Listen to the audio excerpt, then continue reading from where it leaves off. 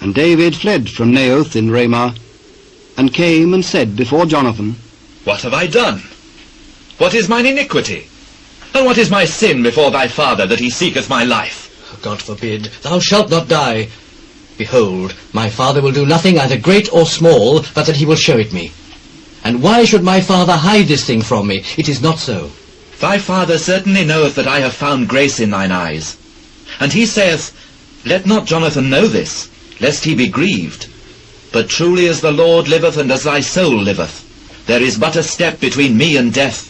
Whatsoever thy soul desireth, I will even do it for thee.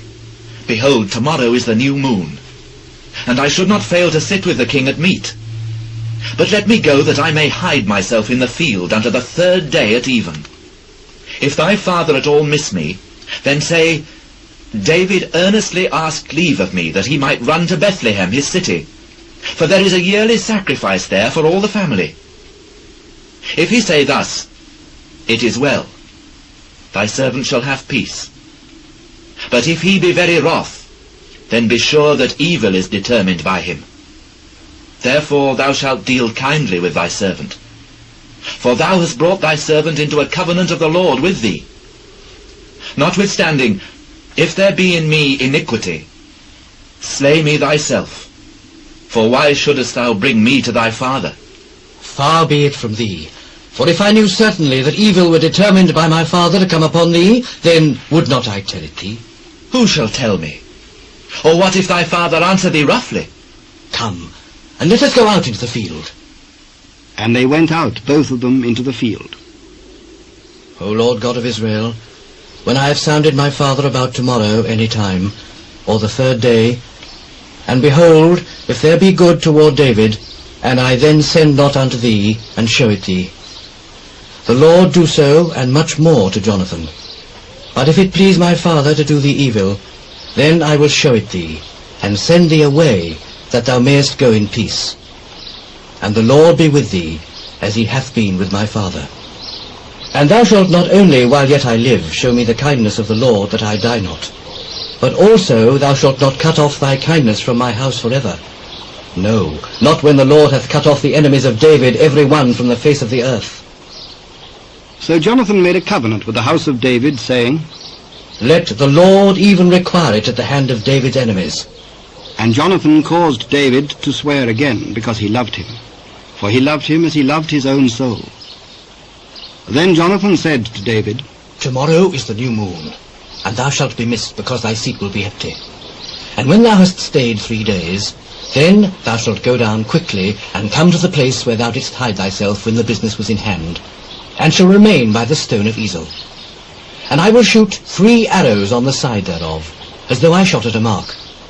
And behold, I will send a lad, saying, Go, find out the arrows. If I expressly say unto the lad, Behold, the arrows are on this side of thee, take them, then come thou. For there is peace to thee, and no hurt, as the Lord liveth.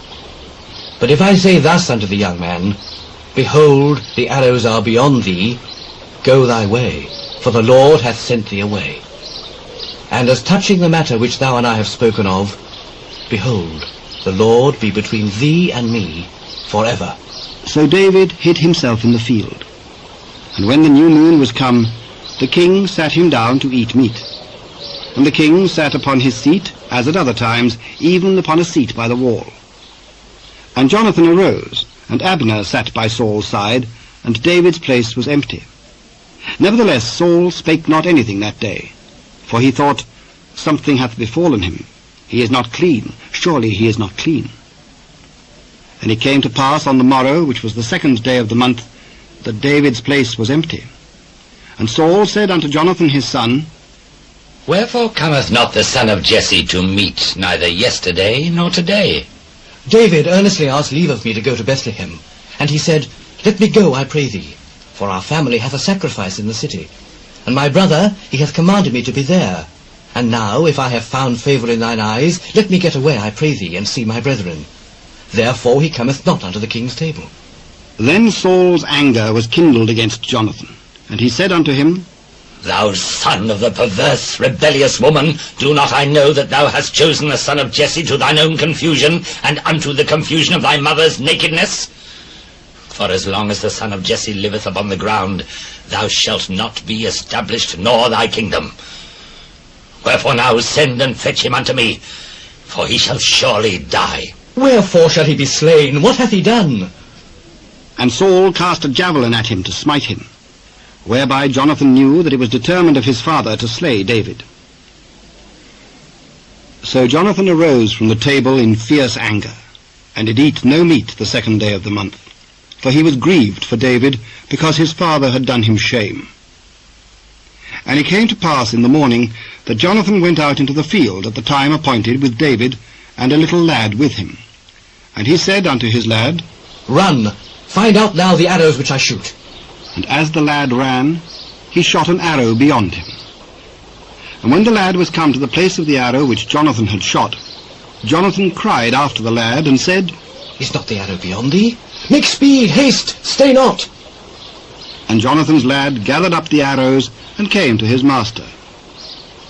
But the lad knew not anything. Only Jonathan and David knew the matter. And Jonathan gave his artillery unto his lad, and said unto him, Go, carry them to the city. And as soon as the lad was gone, David arose out of a place toward the south, and fell on his face to the ground, and bowed himself 3 times. And they kissed one another, and wept one with another, until David exceeded.